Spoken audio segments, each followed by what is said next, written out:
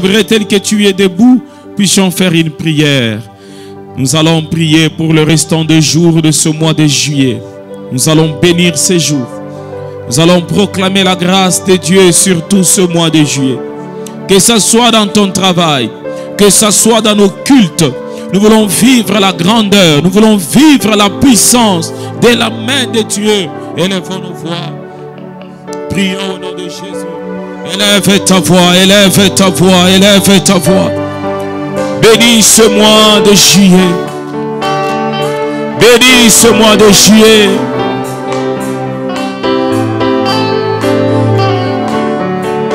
Oh, Papa yende olobaki bilakana yokoko nazobondela yo Yahweh. Papa yonde olobaki nilakana yokoko kisang nazobondela yo Yahweh, Yahweh. Papa yo yonde olobaki nilakana yokoko kisang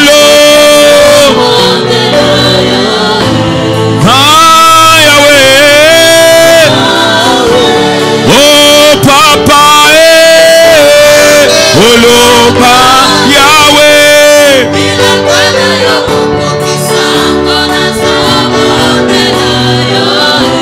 Yahweh, Yahweh, Yahweh, Yahweh. Oh Papa, Oloba, Oloba ki.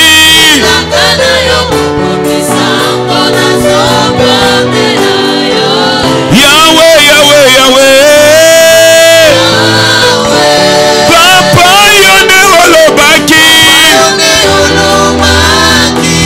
Yesu nazobondela yo Yahweh, Yahweh, Yahweh, Yahweh. Nazobondela yo nazobondela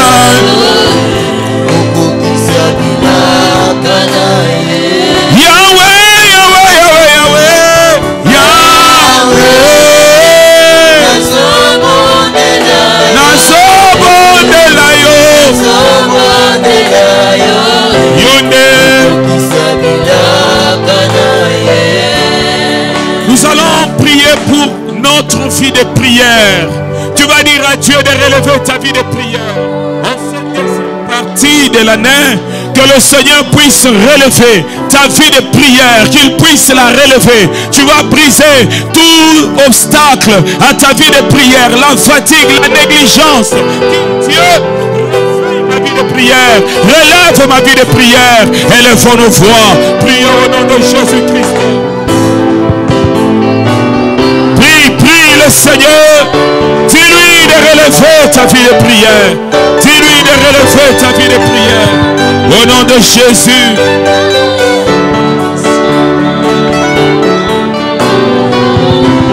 Qu'il relève ta vie de prière.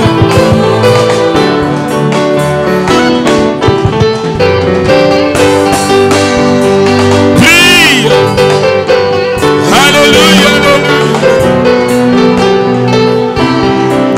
Que Dieu relève ta vie de prière. Proclame-le, proclame-le, proclame-le. Et dans la baba sataya broché. Brise les barrières, brise la fatigue, brise la négligence. En tout ce mois de juillet, que tu te donnes à Dieu. En tout ce mois de juillet, que tu demeures dans la présence de Dieu. Que toute fatigue te quitte. Et cela au nom de Jésus. Que la négligence s'arrête. Et cela au nom de Jésus. Ta vie de prière soit restaurée. Ta soif de Dieu soit restaurée.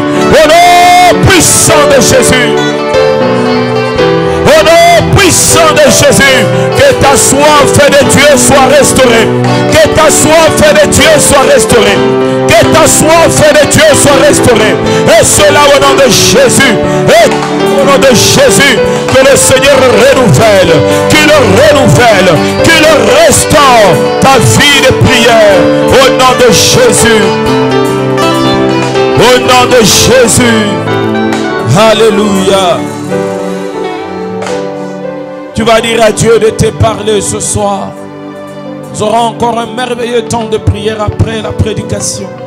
Dis à Dieu, parle-moi. Élevons nos voix, prions. Parle-nous, Seigneur. Nous attendons de toi, Jésus. Nous attendons de toi, Seigneur. Nous voulons t'entendre, éternel Dieu, ce soir. Viens te révéler à nous, ô Dieu de gloire. Viens te révéler à nous, ô Dieu de grâce.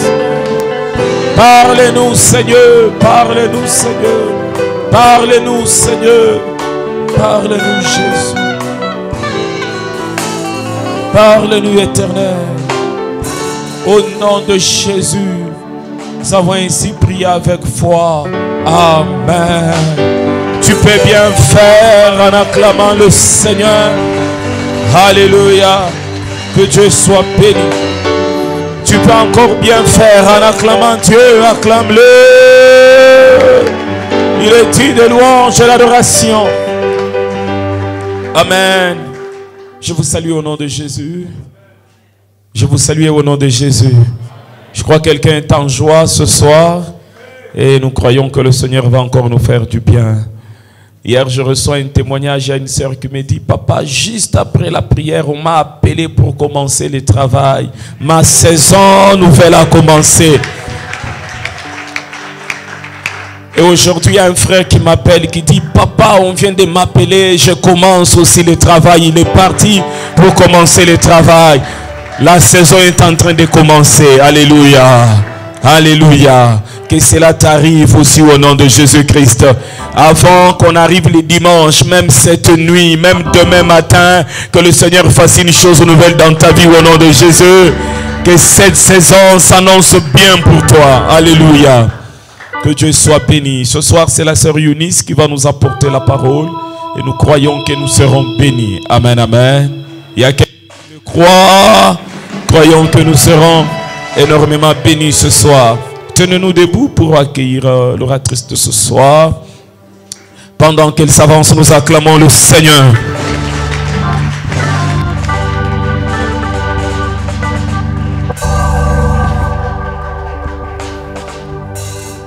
Alléluia. Alléluia. Est-ce que quelqu'un peut encore acclamer pour Jésus? Acclame pour Jésus, acclame pour Jésus.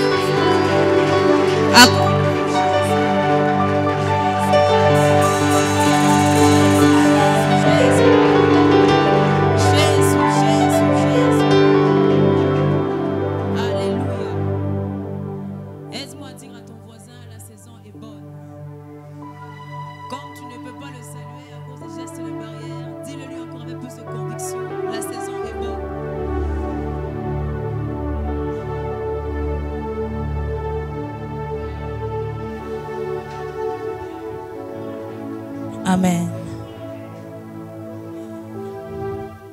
Il y a ces chants qui montent dans mon cœur et j'aimerais le faire avec l'assemblée et juste avec le clavier si vous le permettez. C'est un chant simple qui dit juste Ana semaka Ana jibwaka Nimuweza yote Alléluia ni Muumba wetu. Anasemaka, chante le plus fort. Anajibwaka ni muweza yote. Alléluia ni Muumba wetu. Mungu wetu we.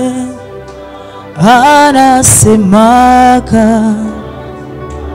ni muweza yote. Allez.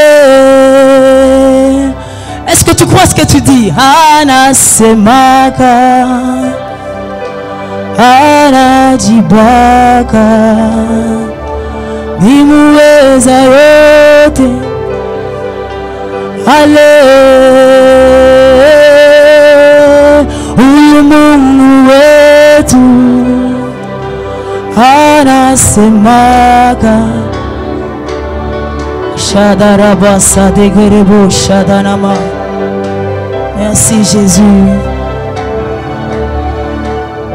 Oh, masomo tunafunda nipaka kwa neema, batoto tunazala nipaka kwa neema, imaisha uko nayo nipaka kwa neema, na tuimba tunaimba huyu Mungu wetu anasemaka ni muweza ale huyu Mungu wangu anasemaka ni muweza yote. Est-ce que quelqu'un qui croit ces paroles peut encore acclamer pour Jésus? Pousse des cris de joie pour Jésus. Alléluia. Merci Seigneur. Merci Jésus. Amen, amen. Nous vous saluons au nom de Jésus et nous vous souhaitons encore la bienvenue dans sa présence. Amen. Je rends grâce à Dieu premièrement pour cette opportunité, cette responsabilité qu'il me donne de me tenir au-devant de vous afin de vous apporter la parole. Amen. Et je dis merci à Dieu, je bénis Dieu pour... je dis merci au couple pastoral, merci papa, merci maman pour la confiance renouvelée à notre égard. Et je viens aussi te bénir, toi qui es venu ce soir afin d'écouter Dieu. Je prie au nom de Jésus que ce soir, que ta saison commence à changer au nom puissant de Jésus. Le témoignage, ce n'est pas seulement pour les autres, mais c'est pour toi aussi. Alléluia. Et je crois ce soir, Jésus que nous sommes venus glorifier va nous faire du bien. Amen. Je nous prie de nous tenir debout. Nous allons lire la parole de Dieu.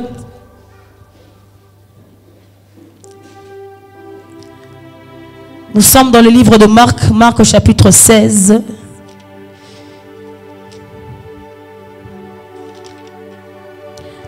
Marc chapitre 15, pardon. Vous permettez qu'on fasse une lecture un peu chevauchée. Nous commençons à partir du verset 16. De 16 à 20, la Bible déclare: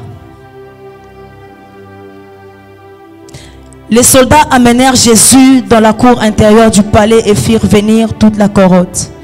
Alors ils le revêtirent d'un manteau de couleur pourpre et lui posèrent une couronne tressée de rameaux épineux. Puis ils le saluèrent en disant: salut, roi des Juifs. Ils le frappaient à la tête avec un rosseau et crachaient sur lui, s'agenouillaient et se prosternaient devant lui. Quand ils eurent fini de se moquer de lui, ils lui arrachèrent le manteau de couleur pourpre, lui remirent ses vêtements et l'emmenèrent hors de la ville pour les crucifier. Viens avec moi au verset 27. 27 à 31, la Bible déclare: avec Jésus, ils crucifièrent deux brigands, l'un à sa droite, l'autre à sa gauche. Ceux qui passaient par là lui lançaient des insultes en secouant la tête et criaient: et toi qui démolis le temple et qui reconstruis en 3 jours, sauve-toi toi-même, descends de la croix. De même aussi le chef des prêtres se moquait de lui avec les spécialistes de la loi. Il disait entre eux: dire qu'il a sauvé les autres et qu'il est incapable de se sauver lui-même. Alléluia. Allons dans le verset 37 à 39. La Bible déclare: mais Jésus poussa un grand cri et expira. Alors le rideau du temple se déchira en deux, de haut en bas. Voyons de quelle manière il était mort, l'officier romain qui se tenait en face de Jésus dit: cet homme était vraiment le Fils de Dieu. Est-ce que nous pouvons nous asseoir en acclamant la parole du Seigneur? Amen, amen. Il y a un autre texte que j'aimerais nous proposer, mais j'aimerais faire cette lecture très rapidement.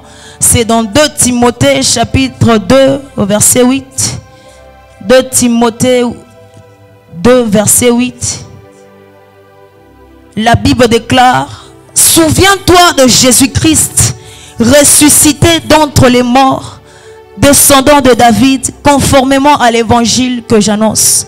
Souviens-toi de Jésus-Christ ressuscité d'entre les morts, descendant de David, conformément à l'évangile que j'annonce. Amen, amen. Le thème que je nous propose ce soir est intitulé « Les succès de Jésus-Christ ». Amen. Les succès de Jésus-Christ. Je suis venu parler à quelqu'un de Jésus ce soir. Amen. Je suis venu prêcher à quelqu'un Jésus ce soir. Alléluia. Avant d'aller plus loin dans mon introduction, j'aimerais définir les concepts que je juge très important de comprendre avant de développer ce message. Il s'agit du concept du mot succès. Larousse définit le mot succès comme étant le résultat ou la réussite de ce qui arrive au but que l'on s'est fixé dans une affaire ou dans une entreprise. Larousse, je disais, définit le mot succès comme étant le résultat ou la réussite qui arrive au but que l'on s'est fixé dans une affaire, dans une entreprise ou dans un domaine quelconque. C'est-à-dire, la notion du succès ici n'a rien à voir d'abord avec la notoriété. Alléluia. Parce qu'aujourd'hui dans le monde, lorsque nous parlons de mot succès, quelques personnes seraient tentées de comprendre, de voir d'abord une personne qui a une très forte renommée, une personne qui est connue de partout. Alors, je tiens à signifier pour commencer que le succès dont il est question ici, la notion du succès ici n'a rien à voir d'abord avec la notoriété, n'a rien à voir avec la renommée d'une personne. Mais le succès dont il est question ici, Larousse rattache le mot succès à la notion d'entreprendre quelque chose. Alléluia. Je disais, la notion du succès dont il est question ici s'attache à la notion d'entreprendre quelque chose. Entreprendre, c'est quoi? Entreprendre, c'est prendre la résolution de faire quelque chose. C'est prendre la résolution d'agir. C'est prendre la résolution d'entrer en action. Et donc, entreprendre veut dire prendre la résolution de quelque chose. C'est comme ça que dans Job 22-28, la Bible déclare: à tes résolutions répondra le succès. Amen. À tes résolutions répondra le succès. Donc la notion du succès ici, il est d'abord question d'entreprendre quelque chose. Je crois que c'était déjà la prophétie de quelqu'un ce soir. Je suis venu pour commencer, quand ce semestre qui vient de commencer, à tes résolutions répondra le succès. Je ne sais pas qu'est-ce que tu as prévu pour ces 6 prochains mois, mais déjà pour entrer d'abord, j'aimerais te dire qu'à tes résolutions répondra le succès. Amen. Donc il est possible, bien aimé, de connaître le succès sans être connu des hommes. Amen. Dieu peut t'attribuer le succès dans tes études. C'est-à-dire qu'en étudiant, tu réussis, tu as connu le succès de Dieu. Cela n'est pas forcément connu des hommes, mais tu as connu un succès. Pourquoi? Parce que d'abord tu entreprends quelque chose. Tu étudies, tu fais du commerce, tu connais des succès dans ta vie. Alors, c'est comme ça que je dis que c'est possible de connaître le succès sans être connu des hommes. Alléluia. Le succès de Jésus-Christ. Qu'est-ce que nous voulons dire par le mot succès? Le succès de Jésus-Christ. Qu'est-ce que cela sous-entend? J'aimerais dire une première vérité ce soir. C'est que le mot succès n'est pas un mot mondain d'abord. Le mot succès est une affaire divine. Le mot succès est un mot divin. Pourquoi je le dis ainsi? Parce que le créateur même du succès, l'initiateur même du succès, l'inventeur du succès, c'est notre créateur, le Père Céleste. Viens avec moi dans Proverbe 8-14. La Bible dit dans Proverbe 8-14, c'est Dieu qui parle. Il dit: le succès, le conseil et le succès m'appartiennent. C'est Dieu qui parle, il dit: le conseil et le succès m'appartiennent. Le succès n'est pas d'abord une affaire de loge. Le succès de Dieu n'est pas d'abord une affaire de race. Le succès de Dieu n'est pas d'abord une affaire de tribu. Le succès de Dieu n'est pas d'abord une affaire de continent. Alléluia. Le succès de Dieu n'est pas d'abord une affaire du monde. Non. Le succès est une affaire de Dieu. Amen. Plus tard dans Néhémie 2:20, la Bible dit ceci: le Dieu du ciel nous donnera le succès.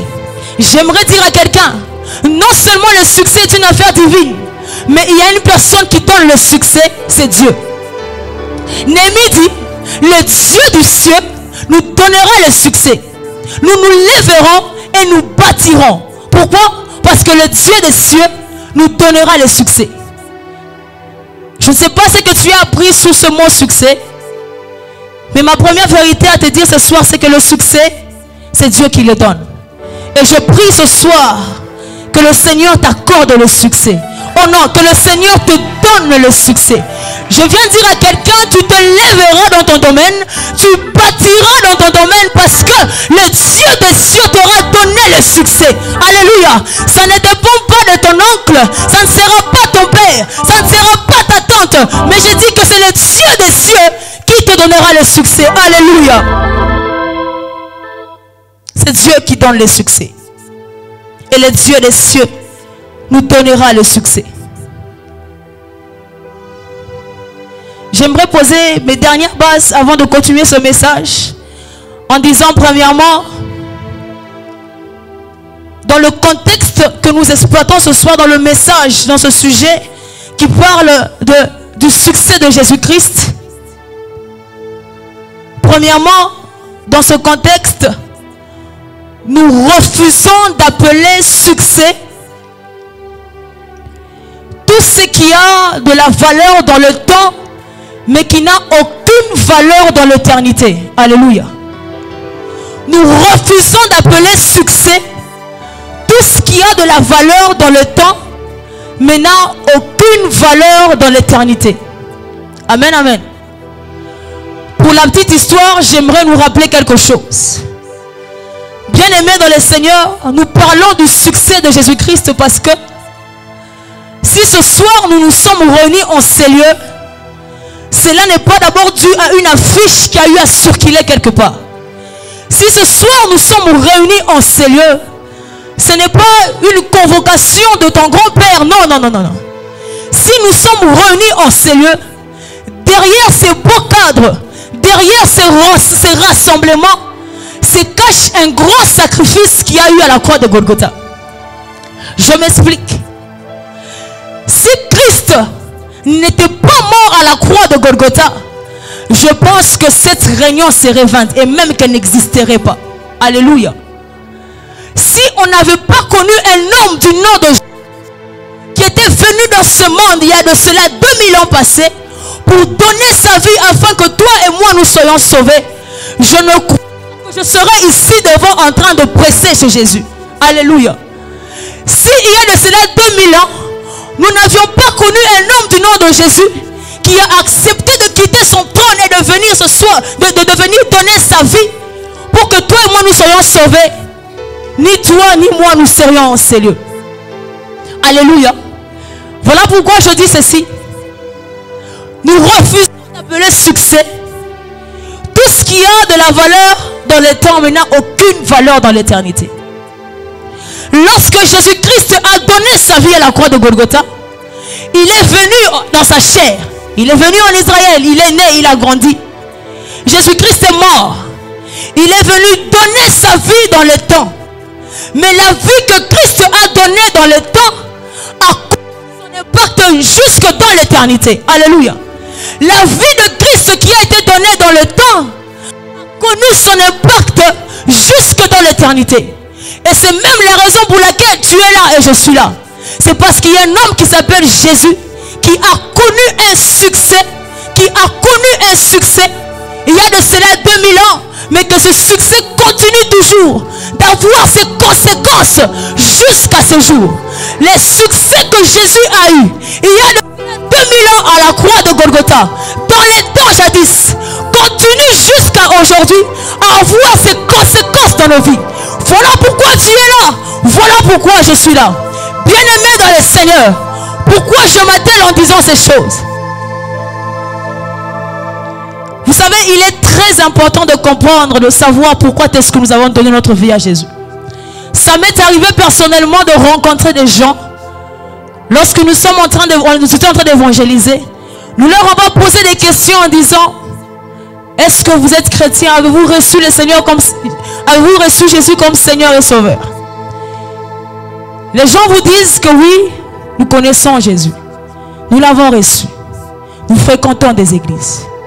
Mais lorsque vous leur posez la question pour savoir qui est ce Jésus, la plupart ne savent. La plupart ne savent pas répondre. Je ne parle pas Dieu de cette chair en me disant que dans la foule, il y a des gens qui connaissent la Bible, qui connaissent la parole. Non. Je ne connais pas qui se trouve dans mon auditoire. C'est pourquoi j'aimerais prendre le temps pour te rappeler une chose. Que lorsque tu as donné ta vie à Christ, que si tu es là, si tu fréquentes cette église, si tu as été sauvé, c'est parce qu'il y a un homme du nom de Jésus, qui a donné sa vie pour que tu viennes, pour que tu sois là. Alléluia. Il y a un homme du nom de Jésus qui a donné sa vie pour que tu sois là. Alléluia. Bien-aimé, comprendre cela est très important et ça change tout. Comprendre cela est très important et ça change tout. Lorsque nous parlons de la nouvelle naissance en Christ, je peux facilement te dire, par rapport à ma naissance physique, le nom de mon père, le nom de ma mère, le nom même de l'hôpital où j'ai été né.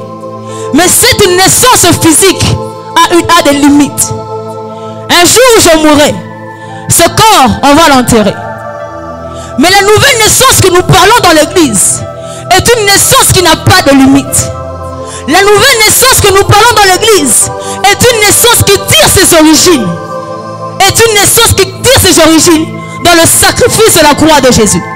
Et cette naissance n'a pas de limite. Cette naissance ne se limitera pas sur cette terre. Le rendez-vous est pris pour l'éternité. Je suis venu dire à quelqu'un que le rendez-vous est pris pour l'éternité.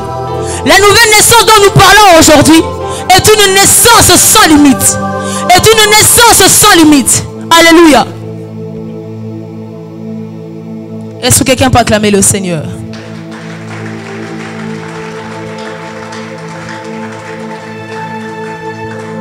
Et donc pour la petite histoire, je disais, s'il faut qu'on revienne à la genèse de l'histoire, pourquoi Jésus aujourd'hui? Pourquoi Christ est venu sur la terre des hommes? La Bible dit dans Genèse 3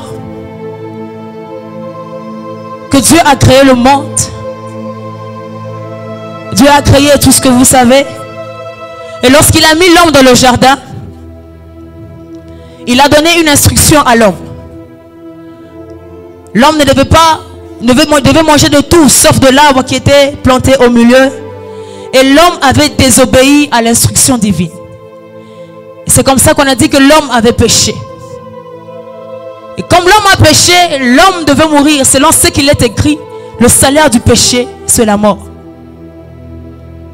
Plus tard, dans Jean 3,16, Dieu vient,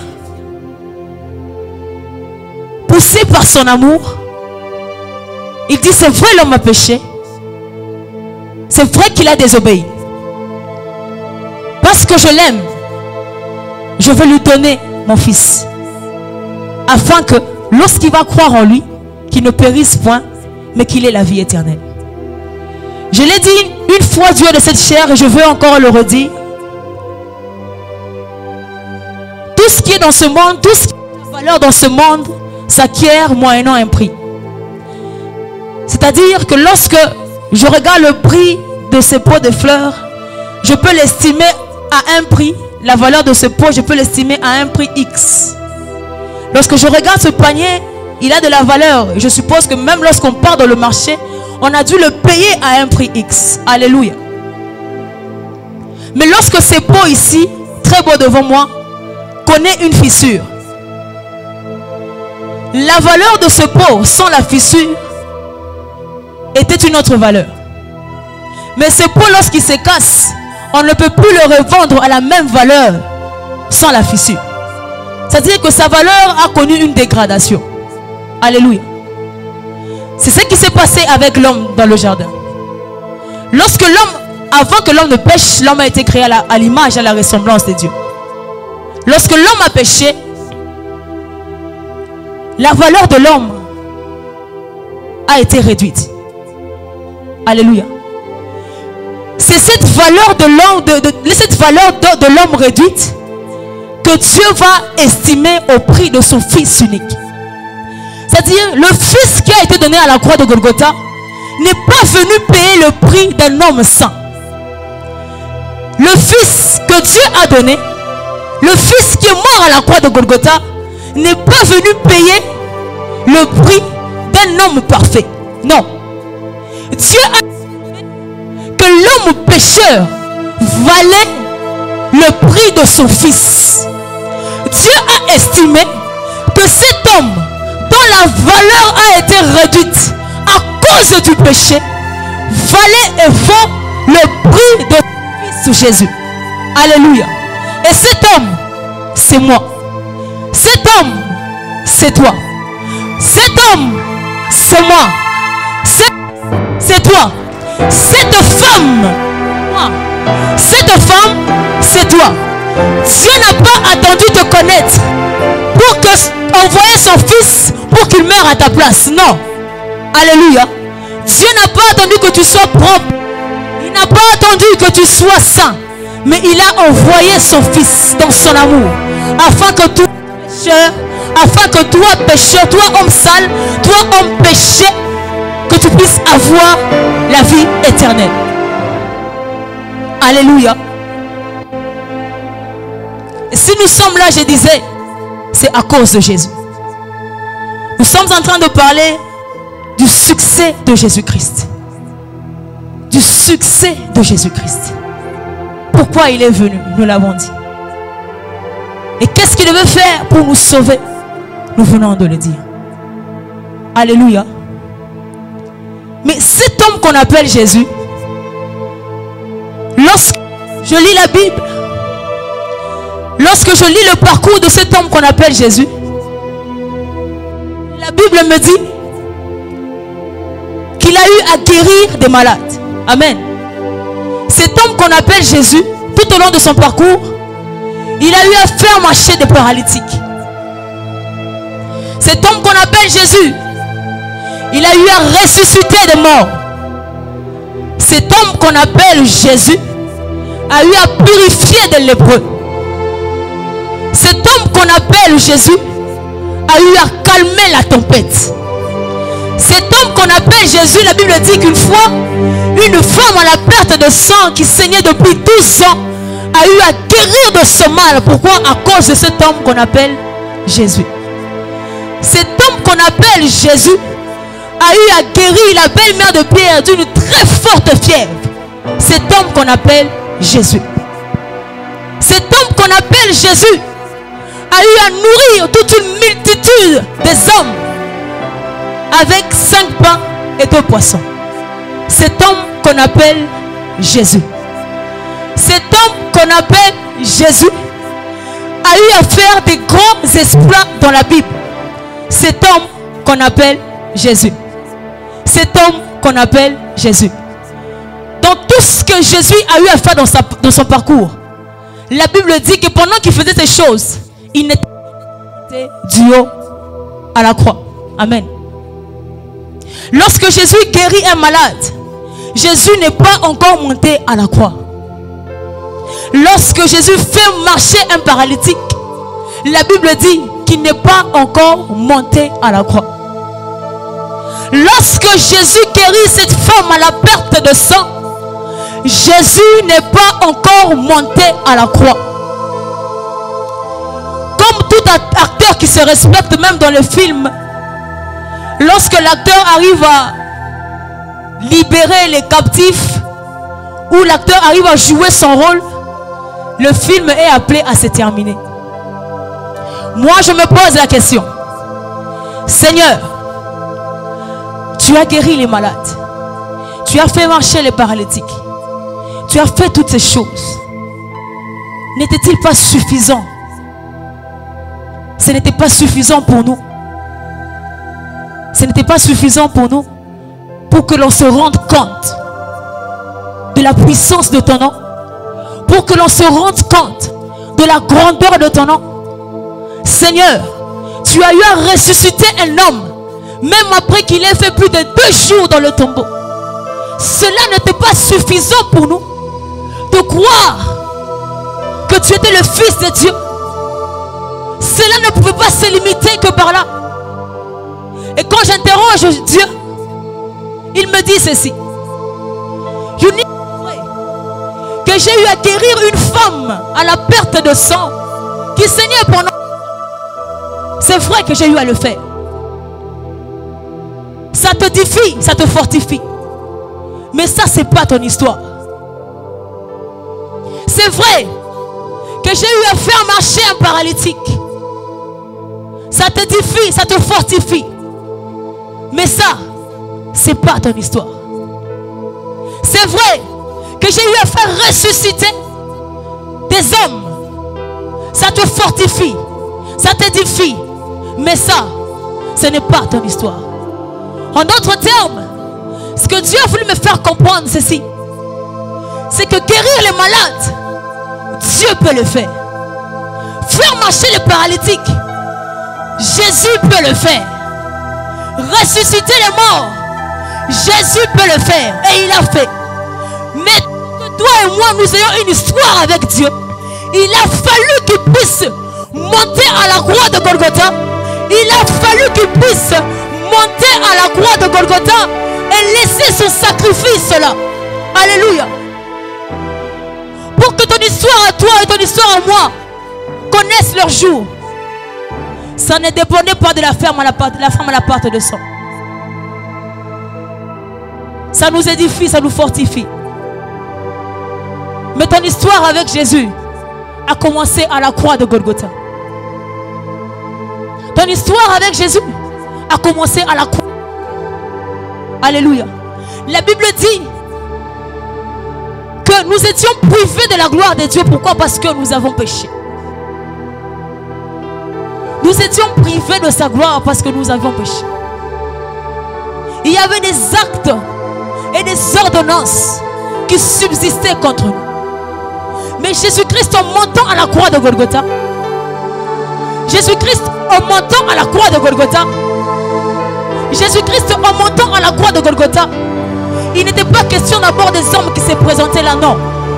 Jésus-Christ, en montant à la croix de Golgotha, ne regardez pas d'abord Marie, sa mère. Jésus-Christ, en montant à la croix de Golgotha, ne regardez pas seulement les apôtres. Jésus-Christ, en montant à la croix de Golgotha, était en train d'ouvrir une porte pour nous les nations. Jésus-Christ, en montant à la croix de Golgotha, était en train d'ouvrir une porte pour nous. Alléluia. Les succès de Jésus. Les succès de Jésus. Dans 2 Timothée 2:8, l'apôtre Paul parle, il dit à Timothée: Timothée, mon jeune enfant, c'est vrai que tu es dans le combat.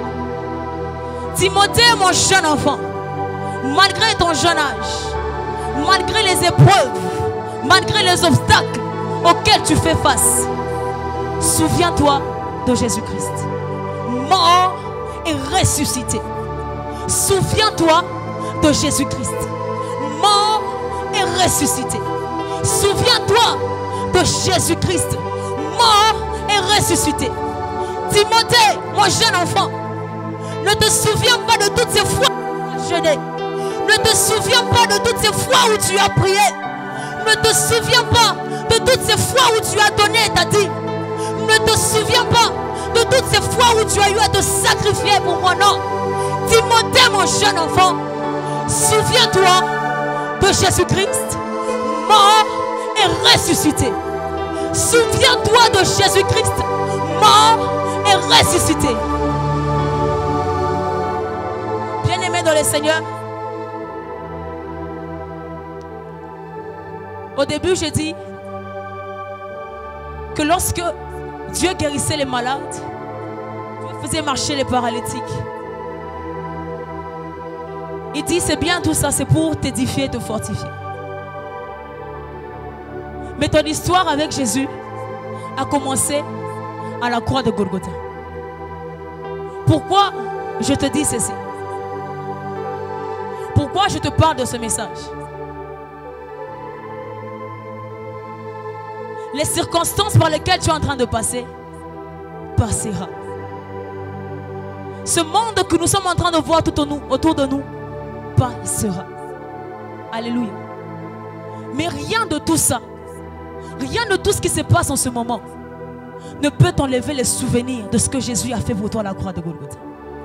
Rien de ce qui peut t'arriver en ce moment ne peut t'enlever le souvenir de ce que Jésus a fait pour toi à la croix de Golgotha. Bien-aimé dans les Seigneurs, cela est plus important et plus grand que tout. Cela est plus important et plus grand que tout. Souviens-toi de Jésus, mort à la croix, ressuscité.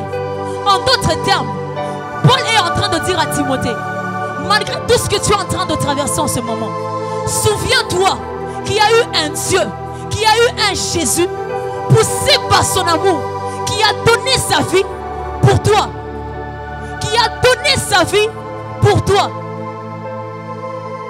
Le cœur de Dieu pleure en ce moment. Le cœur de Dieu pleure en ce moment. Pourquoi? Parce que la plupart des gens qui s'approchent devant de Dieu ont déjà perdu ses souvenirs de la mort et de la résurrection de Christ. Quel est ce roi bien-aimé qui, en venant sous la terre, avait pour un objectif de mourir pour toi? La Bible dit, le châtiment qui nous donne la paix est tombé sur lui. Le châtiment qui nous donne la paix est tombé sur lui. Pas le châtiment qui nous donnera la paix, mais le châtiment qui nous donne la paix est tombé sur lui.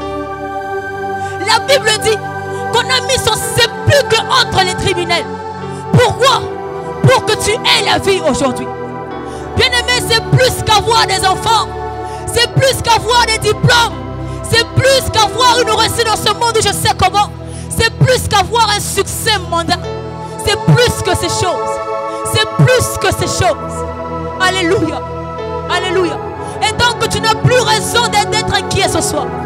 Et donc tu n'as plus raison de te lamenter ce soir. Et donc tu n'as plus raison de pleurer ce soir. Parce que le châtiment qui te donne la paix est tombé sur lui. Si ce châtiment est tombé sur lui, donc tu dois avoir la paix. Donc cette paix tu dois l'avoir. Donc cette paix tu dois l'avoir. Cette paix, je disais, tu dois l'avoir. Jésus n'est pas allé échouer à la croix de Golgotha. Jésus n'est pas allé à la croix de Golgotha. Jésus n'est pas allé se dénuder parce qu'il avait chaud. Non.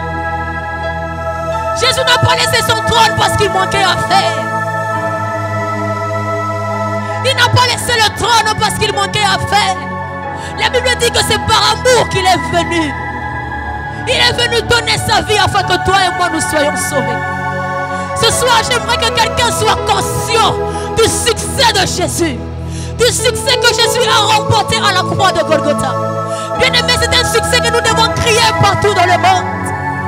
C'est un succès que nous devons crier partout dans le monde entier. De savoir qu'il y a un Dieu qui est mort pour toi. De savoir qu'il y a un Dieu qui est mort pour toi. Oh, c'est plus qu'une fierté. C'est plus qu'une fierté. C'est plus que l'onction. C'est pour des révélations. C'est plus que ces choses. De savoir qu'un Dieu est mort pour toi. Jésus, pourquoi tu ne pouvais pas venir et directement aller à la croix mourir? Non. Mais la Bible dit qu'on a craché sur lui. On s'est moqué de lui. La Bible dit qu'on a mis une couronne d'épines à sa tête. Et même les gens se sont criés pour dire, c'est lui qui a détruit le temple en 3 jours. Il a prétendu dire cela, qui se sauve lui-même. Pourquoi ne descend-il pas de cette croix? Est-ce que c'est la force qui lui manquait? Est-ce que c'est le pouvoir qui lui manquait? Est-ce que c'est la puissance qui lui manquait? Non, non. Mais il a accepté cela. Il a accepté cela. Il a accepté cela afin que nous soyons sauvés. Oh, je sens que je dois dire à quelqu'un, tu es tombé, j'ai ok. Et depuis lors, tu as du mal à t'approcher de la présence de Dieu. Depuis lors, tu as du mal à te tenir dans la présence de Dieu. Ce soir, le Seigneur me demande de te poser une question. Est-ce que le péché que tu as commis est plus puissant que la croix de Golgotha? Est-ce que le péché que tu as commis, mon frère, est plus puissant que la croix de Golgotha? Est-ce que le péché que tu as commis est plus fort que la croix de Jésus? Alors approche-toi. Approche-toi. Vous savez, c'est facile de dire à un païen que Dieu t'aime. C'est facile de dire à un que Dieu va te sauver. C'est facile de dire à un païen, Dieu t'aime, Dieu te cherche. Mais ce soir, je sens mon cœur parler à un homme. Toi qui as déjà donné ta vie à Jésus. Peut-être que tu es même déjà serviteur de Dieu. Mais c'est arrivé, tu es tombé. C'est arrivé, tu as failli. Et depuis lors, tu as du mal à t'approcher encore de Dieu. À t'approcher encore de Dieu. Pourquoi? Parce que tu sens que tu as blessé son cœur. J'aimerais te dire ce soir que tu manques à Jésus. J'aimerais te dire ce soir que tu manques à Jésus. Que Jésus te réclame. Que Jésus te réclame. Que Jésus te réclame. Ce sacrifice à la croix de Golgotha n'est pas pour ton voisin. C'est aussi pour toi. C'est aussi pour moi. Alléluia. C'est pour toi et c'est pour moi. Ce sacrifice à la croix de Golgotha. Oh Jésus. Le succès de Jésus, c'est que le succès de Jésus nous a apporté premièrement, c'est son pardon. Amen. C'est le pardon de nos fautes, le pardon de nos péchés, le pardon de nos fautes et le pardon de nos péchés. Colossiens 2 chapitre 14.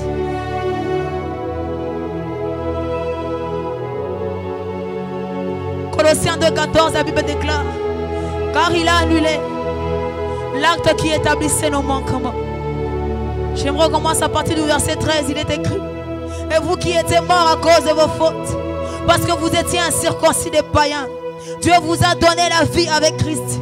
Il nous a pardonné de toutes nos fautes. Alléluia. Alléluia. La première des choses que nous apporte le succès de Jésus, c'est le pardon.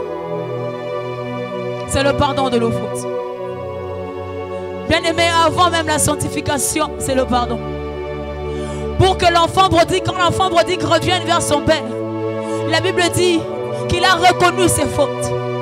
C'est après avoir reconnu ses fautes que son père lui dit: non, amenez-le des vêtements. Amenez-le de l'eau. Même avant la sanctification, il y a d'abord le pardon. Avant l'onction, mon ami, il y a d'abord le pardon. Et c'est très important de savoir que nous avons le pardon de Jésus. Que nous avons le pardon de Jésus. Aujourd'hui, même à cause des hommes, beaucoup de personnes ont du mal à croire à ce pardon. Pourquoi? Parce que les hommes ont tendance à regarder d'une certaine manière. Dieu t'a déjà pardonné, ok? Dieu t'a déjà pardonné. Mais au devant des hommes, ils ont toujours cette faute de toi que tu as commis qui brandit comme ça sur leur front. Et lorsque tu regardes leur regard, tu as du mal à croire que Jésus t'a pardonné. J'aimerais rassurer à quelqu'un ce soir que Dieu t'a déjà pardonné. Que Dieu t'a déjà pardonné. Peu importe les fautes que tu as commises, peu importe tes erreurs du passé. Oh, j'aimerais crier du haut de cette chair: bien-aimé, Dieu t'a déjà pardonné. Dieu t'a déjà pardonné. Même si les hommes ne savent pas le voir, et il s'est assuré dans ton cœur que Dieu t'a déjà pardonné. Que Dieu t'a déjà pardonné. Alléluia. La deuxième des choses que nous apporte le succès de Jésus, c'est sa présence. Sa présence. Matthieu chapitre 28.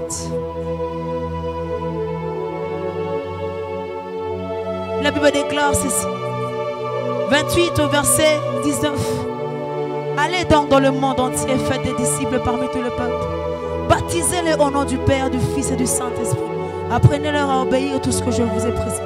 Et voici, je suis moi-même avec vous chaque jour jusqu'à la fin du monde. Alléluia. La deuxième des choses, le succès de Jésus, c'est sa présence. Dis avec moi sa présence. Bien-aimé, doute de tout, mais sauf de la présence de Dieu dans ta vie. Alléluia. Doute de tout, sauf de la présence de Dieu dans ta vie.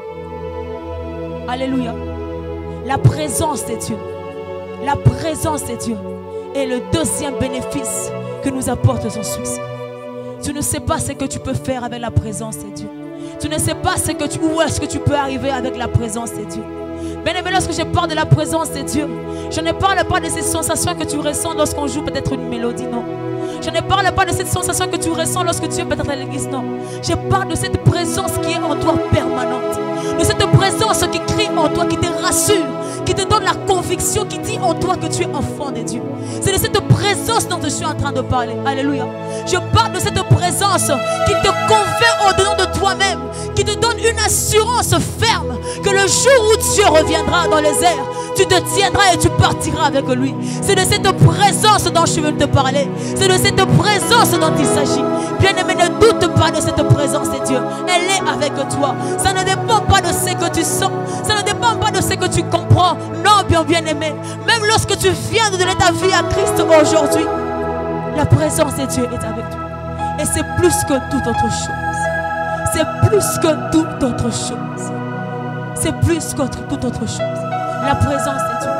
Vous savez, lors de l'intronisation de Josué, les anciens disent à Josué ceci: rassure-toi seulement que Dieu soit avec toi. Nous ferons le reste. S'il faut même qu'on puisse tuer, nous allons tuer. Mais toi, rassure-toi seulement que Dieu soit avec toi. Que Dieu soit avec toi. Bien-aimé dans le Seigneur, aussi longtemps que Dieu sera avec toi, rien ne pourra te branler. Aussi longtemps que Dieu sera avec toi, aucune chose ne pourra te mettre à terre. Aussi longtemps que Dieu sera avec nous, aucune maladie ne pourra nous mettre à terre. Oui, on nous a parlé des virus tant à gauche et à droite. Et même cette troisième vague qui vient de venir, je viens de dire à l'église la compassion, aussi longtemps que Dieu sera avec nous, aussi longtemps que Dieu sera avec nous, nous ne connaîtrons pas de mort, Seigneur. Et cela au nom puissant de Jésus. Au nom puissant de Jésus. Alléluia. La présence de Dieu. La présence de Dieu. Plus réelle que même ton voisin. La présence de Dieu. Plus réelle que ton voisin de gauche. Plus que ton voisin de droite. La présence de Dieu. Celle qui ne te quitte pas. Même lorsque tous les téléphones de tes amis sont éteints. La présence de Dieu, celle qui ne te lâche pas, même quand papa ne séparait pas nos téléphones. La présence de Dieu, la présence de Dieu, la présence de Dieu. Bien-aimé, c'est un héritage pour nous. La présence de Dieu, la présence de Dieu, la présence de Dieu, la présence de Dieu. Pour finir, j'aimerais dire ceci. Bien-aimé, les succès, il n'y a aucun succès que l'on peut connaître en dehors de Jésus-Christ. Au début, j'étais en train de dire que le véritable succès connaissait sa valeur dans le temps jusqu'à entrer dans l'éternité. Connaissait sa valeur dans le temps jusqu'à entrer dans l'éternité. Donner sa vie à Christ, c'est le meilleur des succès que l'on peut avoir. Donner sa vie à Christ dans le temps, c'est le meilleur des succès qu'on peut avoir. Parce que ce succès, bien-aimé, ne s'arrête pas qu'ici. Le succès lorsqu'on donne notre vie à Christ ne s'arrête pas qu'ici. Le rendez-vous est pris pour l'éternité. Le rendez-vous est pris pour l'éternité. Chers professeurs de l'université, chers savants du monde entier, peu importe l'intelligence que vous pouvez avoir, oh, j'aimerais vous dire ce soir qu'il n'y a pas de succès en dehors de Jésus. Vous allez nous expliquer combien le monde a été créé par un Big Bang. Je ne refuse pas cela. Mais je tiens à vous dire qu'en dehors de Jésus, il n'y a pas de succès. Il n'y a pas de succès. Chers millionnaires de ce monde entier, je vous respecte beaucoup pour tous les avoirs que vous avez, pour toutes les maisons que vous pouvez vous payer. Mais j'aimerais vous dire ce soir, en dehors de Jésus, il n'y a pas de succès. En dehors de Jésus, il n'y a pas de succès. Chers musiciens de ce monde, peu importe les temples, peu importe les stades que vous pouvez remplir, peu importe les stades que vous pouvez remplir, même si les hommes en chantant tombent et s'évanouissent, en dehors de Jésus, en dehors de Jésus, il n'y a pas de succès. Il n'y a pas de succès. Il n'y a pas de succès. En dehors de Jésus, il n'y a pas de réussite, mon frère. En dehors de Jésus, il n'y a pas de réussite. Je te décourage à envier. Je te décourage à envier. Je te décourage fortement de le faire, mon bien-aimé. Tu portes en toi un homme qui a connu le succès le plus grandiose de ce monde. Tu n'as pas de raison à envier ce monde. Tu n'as pas de raison à être malheureux. Parce que tu manques de maison, tu manques de voiture, non. Tu n'as pas raison à être triste à cause de ces choses. Tu n'as pas raison à être triste à cause de ces choses. Si seulement tu pouvais te rappeler ce soir du succès que Jésus a eu pour ta vie, en donnant sa vie à la croix. Oh, quelqu'un seulement s'il peut se souvenir. S'il peut se souvenir, l'on se souvient très facilement de nos manques. On se souvient très facilement de ce que nous n'avons pas. On se souvient très facilement de ce que nous ne possédons pas. Mais est-ce que quelqu'un peut se souvenir de la mort et de la résurrection de Jésus? Est-ce que quelqu'un peut se souvenir de la mort et de la résurrection de Jésus? En d'autres termes, est-ce que quelqu'un peut se souvenir combien Dieu l'aime? Est-ce que quelqu'un peut se souvenir combien Jésus t'aime ce soir? Oui, c'est parce qu'il t'a aimé, c'est parce qu'il t'aime encore qu'il a envoyé son fils Jésus. N'oublie pas ces choses. N'oublie pas ces choses. Que ce souvenir te quitte. Que ce souvenir ne te quitte pas. Que ce souvenir ne te quitte pas. Même lorsque tu seras dans la gouffre, même lorsqu'on va t'enfermer quelque part, même lorsque tu seras enchaîné, même lorsque tu manqueras de quoi manger, même lorsque tu n'auras pas de frais académiques, même lorsque tu n'auras pas de transport, je veux te dire à quelqu'un ce soir, souviens-toi de Jésus, mort et ressuscité. Souviens-toi de Jésus, mort et ressuscité. Souviens-toi de Jésus, mort et ressuscité. Mort et ressuscité. Souviens-toi de Jésus. Pas de ton grand-père, pas des liens de famille, pas de la maladie. Souviens-toi de Jésus, mort et ressuscité. Mort et ressuscité. S'il a pu nous donner son fils unique, qu'est-ce qu'il te refusera, mon frère? Qu'est-ce qu'il ne te donnera pas avec? S'il t'a donné Jésus. S'il t'a donné Jésus. S'il t'a donné Jésus. S'il t'a donné Jésus. S'il t'a donné Jésus. Te refusera-t-il des enfants? S'il t'a donné Jésus, te refusera-t-il un travail? S'il t'a donné Jésus, te refusera-t-il? S'il t'a donné Jésus, s'il t'a donné Jésus, le cœur de Dieu pleure ce soir. Dieu ne veut pas que tu sois triste. Dieu ne veut pas que tu te lamentes. Dieu ne veut pas que tu sois inquiet. Dieu ne veut pas que tu pleures. Parce que tout ce qu'il avait de cher, il te l'a donné. Mais tu ne te rends pas compte de ça. Tu ne te rends pas compte de ça. Tu ne te rends pas compte de ça. À cause de la maison que tu n'as pas.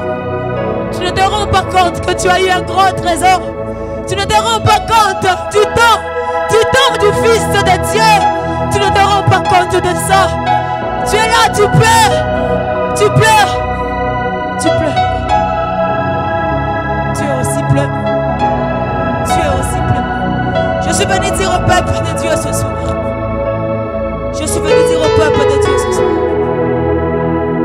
Dieu te demande de te souvenir.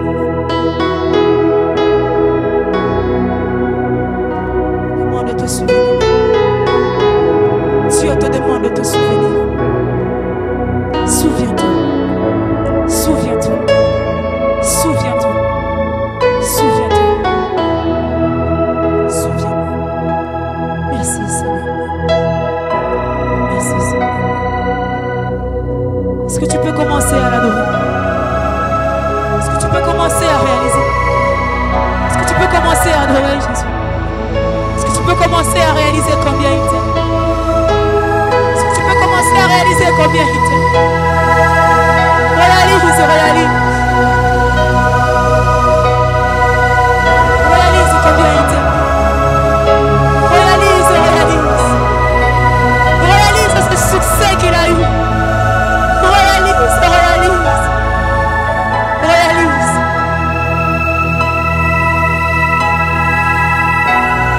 Je t'aime, Seigneur. Je t'aime, Seigneur.